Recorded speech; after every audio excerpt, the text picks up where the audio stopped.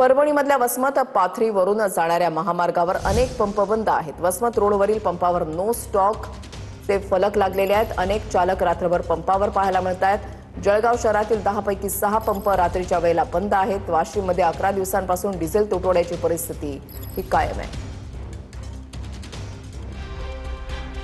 परभणीत वसमत आणि पाथरीवरून जाणाऱ्या महामार्गावरील इंधन साठा संपल्याने अनेक पेट्रोल पंप बंद आहेत। दुसरीकडे वसमत रोडवरील पंपांवरही साठा नसल्याने पंप बंद करण्यात आले। अनेक वाहन चालकांनी पंपांवरच रात्र काढली आहे। जळगाव शहरातील 10 पैकी 6 पेट्रोल पंपांवर पेट्रोल डिझेलचा साठा नसल्याने ते बंद होते। उर्वरित 4 पंपांवर पेट्रोलचा मुबलक साठा शिल्लक होता, मात्र डिझेलचा साठा उपलब्ध नव्हता। इथं पेट्रोल शिल्लक असूनही काही पेट्रोल पंप बंद ठेवण्यात आले होते। कोझी कॉटेज, जैन ब्रदर्स, दक्षता, पांडे चौकातील इंडियन ऑइल, नेरी नाका परिसरातील 3 पेट्रोल पंप तसंच महामार्गावरील 2 आणि मोहाडी परिसरातील 1 अशा 10 पेट्रोल पंपांवर रियालिटी चेक करण्यात आला। वाशिम जिल्ह्यात गेल्या 11 दिवसांपासून डिझेल तुटवड्याची परिस्थिती कायम आहे। मात्र डिझेलसाठी पंपांवर लागणाऱ्या रांगांमध्ये काही प्रमाणात घट झाली आहे।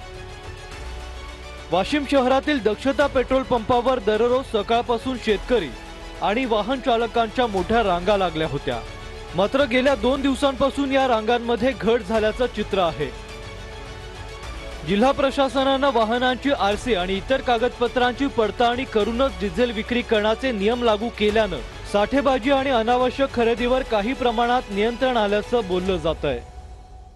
राज्यात एकीकडे जर बघितलं तर चौथ्यांदा डिझेल आणि पेट्रोलचा दर वाढले आहेत, तर दुसरीकडे जर बघितलं तर वाशिम जिल्ह्यातील जे चित्र आहे ते 11व्या दिवशी अनेक कॅना इथं आलेल्या आहेत। डिझेल टंचाईचा सामना करावा लागत आहे। मात्र सध्याची परिस्थिती ज्या प्रमाणात कॅना ज्या मोठ्या प्रमाणात इथं रांगा लागत होत्या त्या कुठेतरी कमी होताना दिसून येते, कारण की जिल्हा प्रशासनाने जे नियमावली घातलेले आरसी बुक आणि आधार कार्डच्या आधारावर डिझेल आणि पेट्रोल दिले जाते, त्यामुळे शेतकऱ्याची गर्दी इथं कमी दिसून येते आणि कुठेतरी आता दिलासा चित्र यावरून दिसून येते।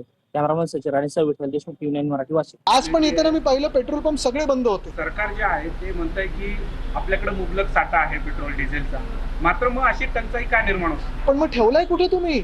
एक तर तुम्ही ब्लॅक मार्केटिंग करताय स्वतः सरकार म्हणून, नाही तर जनतेचे हाल तुम्हाला पाहायला आवडतं। मोठ्याच्या मोठ्या रांगा, कुठे भांडणं होत आहेत, कुठे वाद होत आहेत, आणि ही परिस्थिती जी आहे ना, हे सगळे बाकीचं सगळं राजकारण करण्यापेक्षा आज महाराष्ट्रात आणि देशात काय हाल झालेले जनतेचे त्याच्यावर चर्चा करायला ह्या विधानसभेत हा वेळ आपण वापरला पाहिजे।